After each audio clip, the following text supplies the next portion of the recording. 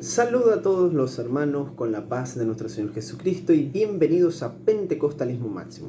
Es un gran honor para mí aprovechar este momento del trabajo para poder dialogar con ustedes y armar este video que va a tratar de responder a esta pregunta o esta cuestión que se da, mejor dicho, sobre que los pentecostales son antiintelectuales.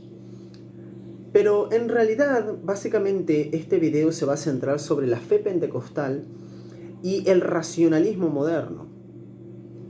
Y es que ese es el eco o foco de la cuestión aquí.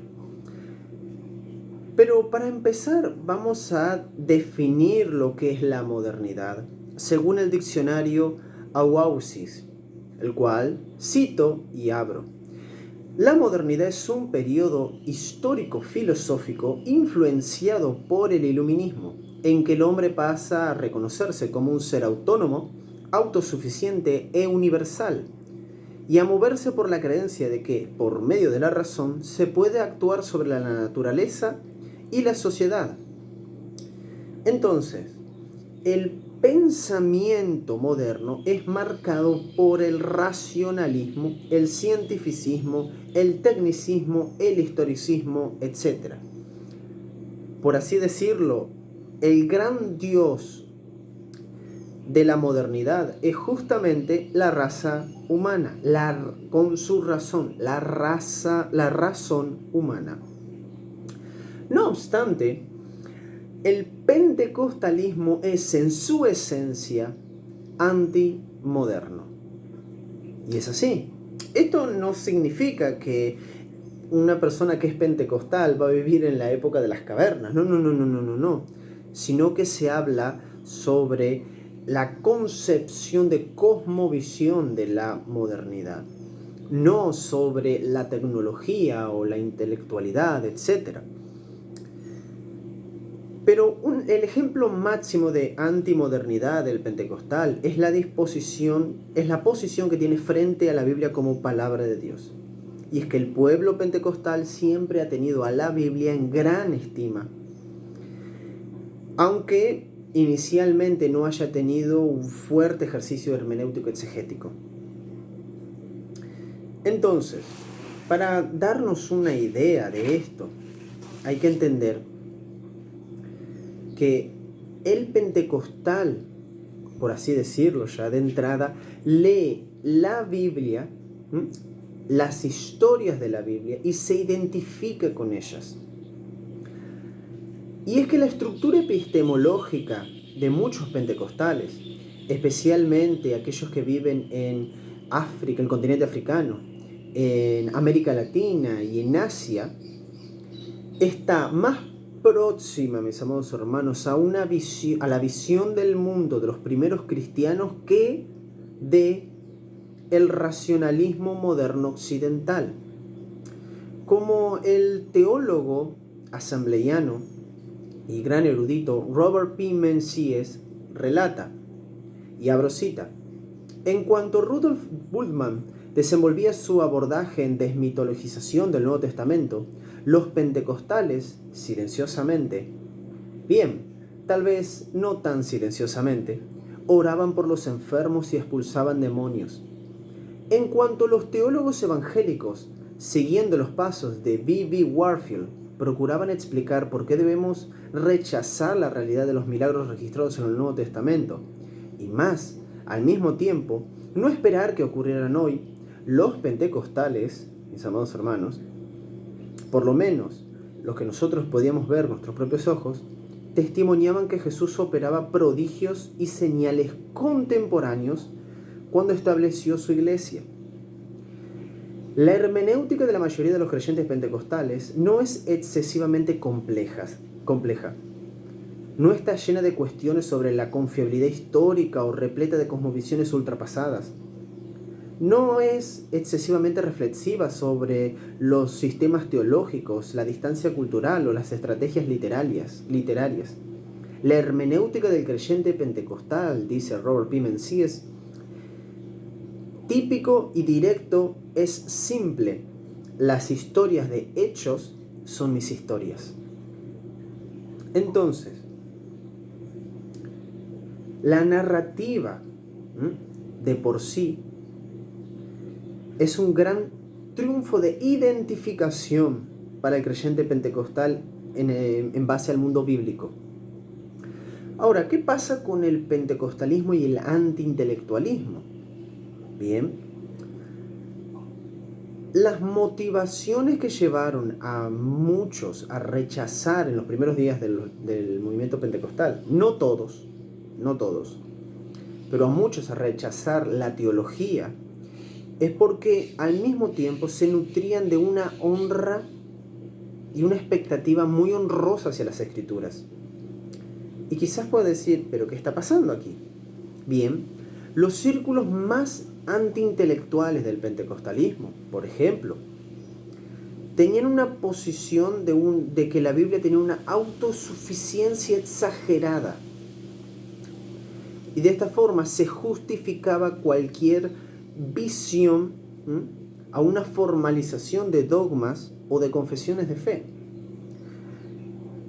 Entonces, el antiintelectualismo, de cierta forma que se manifestaba en esos círculos, era una creencia en la autonomía del conocimiento divino por la fe. ¿Qué quiere decir todo esto?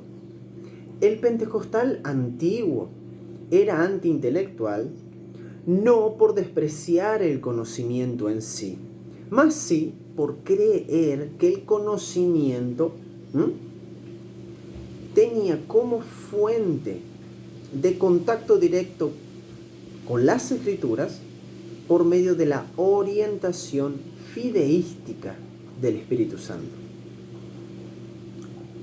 Esto puede ser problemático, y lo sé, mas es instructivo observar que ese antiintelectualismo era más un rechazo al formalismo que al conocimiento en sí. Y entendiendo lo que decía Robert P. Menzies, los círculos liberales de la teología liberal, siguiendo los pasos de Rudolf Bultmann, de desmitologizar el Nuevo Testamento, porque no se podía creer que los enfermos eran curados mágicamente o que había demonios. Y al mismo tiempo los teólogos, iglesias tradicionales, siguieron los pasos de B.B. Warfield y decían que había que negar la realidad de los milagros, mismo después del cierre del canon, mismo ahora, actualmente, contemporáneamente. El pentecostalismo fue un choque muy grande en este aspecto. Y esta misma es la razón que Karen Armstrong, la profesora Karen Armstrong, dice que el pentecostalismo representó una rebelión popular contra el moderno culto de la razón. Hermanos, el pentecostal, los pentecostales antiintelectuales, no eran antiintelectuales porque no quisieran el conocimiento bíblico en sí, sino que necesariamente tenían que estar guiados por la experiencia del Espíritu Santo para tratar con la misma palabra. Porque estar lleno de conocimientos y negar básicamente el poder sobrenatural de la palabra de Dios era muy chocante para un pentecostal. Entonces, el pentecostal, para tratar con la palabra de Dios, tenía que tener mucho cuidado, muchísimo cuidado. Entonces, este era el porqué del antiintelectualismo, por así llamarlo, del pentecostal antiguo. El pentecostal antiguo no rechazaba la palabra de Dios como fuente suprema, sino que tenía que estar guiada, al estudiarla uno, con la guía fideística del Espíritu Santo. Ahí es donde nosotros podemos entender esto, el porqué del pentecostalismo y de poner mucho la experiencia, no a la par ni por encima, sino que esté ayudando al estudio de la palabra de Dios siempre. Y cierro con una cita del libro Revestidos de Poder de Gutiérrez Siqueira, que dice así: ¿qué de Charles S. Price y Etta Linneman, qué tienen en común?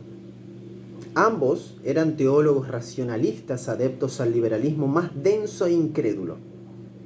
Ambos dudaban de los milagros, de la resurrección de Cristo, de la concepción virginal, etc. ¿Qué hizo a ese metodista y a esa luterana cambiar de idea? ¿Algún libro de teología sistemática escrito por un conservador? No, nada de eso. Ambos abandonaron el liberalismo teológico después de participar en un culto pentecostal. Hermanos, la ortodoxia no se mantiene apenas en óptimos tratados apologéticos, sino también por la efusión del Espíritu.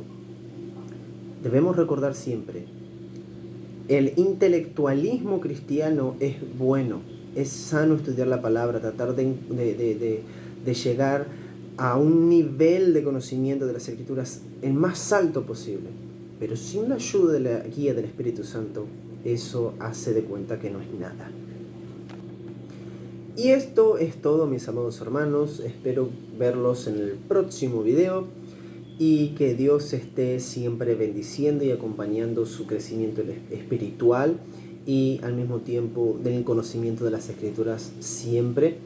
Recuerden que Jesús salva, cura, bautiza con el Espíritu Santo y está pronto por regresar.